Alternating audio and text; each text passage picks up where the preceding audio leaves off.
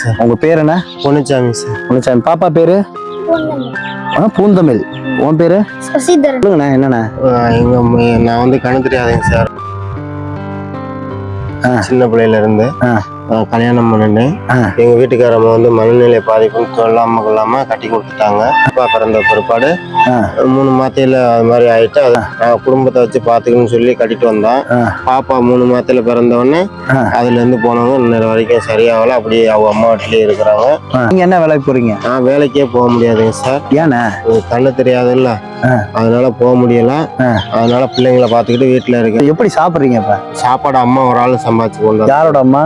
என்னை பெத்த அம்மா சார். உங்க அம்மா போய் சம்பாரிச்சு கொண்டு வந்து. அவங்க என்ன வேலை பாக்குறாங்க? அவங்க 100 நாள் வேலைக்கு போவாங்க சார். ஓ, இந்த வேலைக்கு போய் உங்களை பாத்துக்கிறாங்க சார். நீங்க பிள்ளைங்களை பாத்துக்கணுங்களா? நீங்களும் வேலைக்கு போல? வேலைக்கு போக முடியாது சார். நைட்டு சாப்பிடுவாங்க சார். நைட்டு தான் சாப்பிடுவீங்களா? ஏன்னா எப்படி சொல்றீங்க?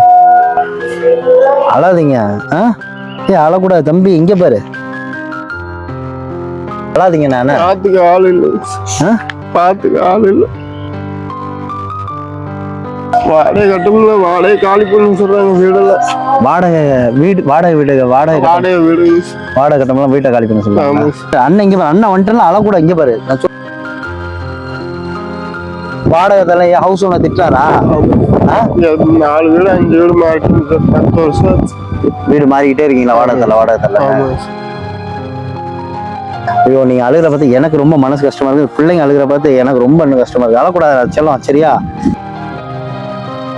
கூட தைரியமா இரு. அண்ணன் இங்க சரி பண்ணிடலாம். விடு, கஷ்டம்லாம் கொஞ்ச நாள் தான். எல்லா கஷ்டமும் இங்க கஷ்டம் வந்தா நம்மளுக்கு கூடயே இருக்காது, போயிடும். சரியா? வாடகை தானே கொடுக்கணும். நல்லா இருப்பீங்க. வாடகை தானே கொடுக்கணும். விடுங்க, கவலையே படுங்க. வாடகை கொடுத்துருவோம், இன்னைக்கே கொடுத்துருவோம். விடு, சரி ரைட், விடுங்க. அண்ணன் நிம்மதி தரேன், சரியா?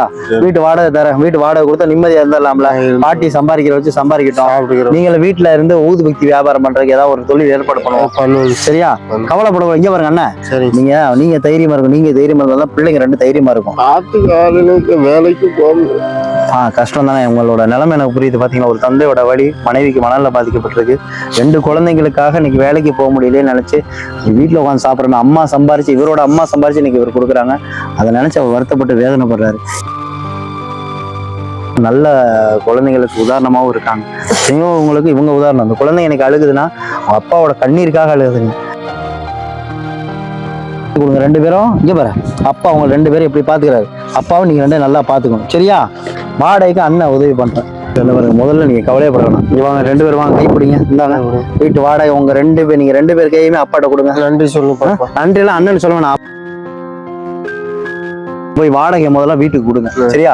ஏன்னா வீட்டுல இருக்கிறதா முக்கியம். ஏன்னா ஹவுஸ் ஓனர்ட்ட சொல்லி புரிய வைங்க. இன்னும் மாசம் நம்ம உதவி பண்ணிடுவோம். வாடகை அண்ணன் தரேன், சரியா? சிரிச்சாதான் வாங்கி தரேன். சிரிங்க பாப்போம். சிரிக்கலாம் வாங்கி தர மாட்டேன். யார் அழகா சிரிக்கலாம் பாப்போம். சிரிச்சுட்டான். கவலைப்படாங்க. நீங்க கண்ணை தொடச்சுக்கோங்க, சரியாண்ணா? முதல்ல வாடகை போய் வீட்டுல போய் கொடுங்க, சரியா? நான் இருக்கேன், எதை நினைச்சு வருத்தப்படாதீங்க. மாசம் உதவி பண்ண போதும். கண்டிப்பாண்ணா, உங்களை தேடி வரும் உதவி, சரியா? ஏன்னா இந்த மாதிரி குடும்பத்துக்கு பண்றதுதான் உண்மையுமே உதவி. 2 பேருக்கு ஸ்நாக்ஸ் இருக்கு, சாப்பிடுவோம், சரியா? இந்தா, இன்னும் அழக்கூடாது, தைரியமா இருக்கணும், ஓகேவா? சந்தோஷமா சாப்பிடும்.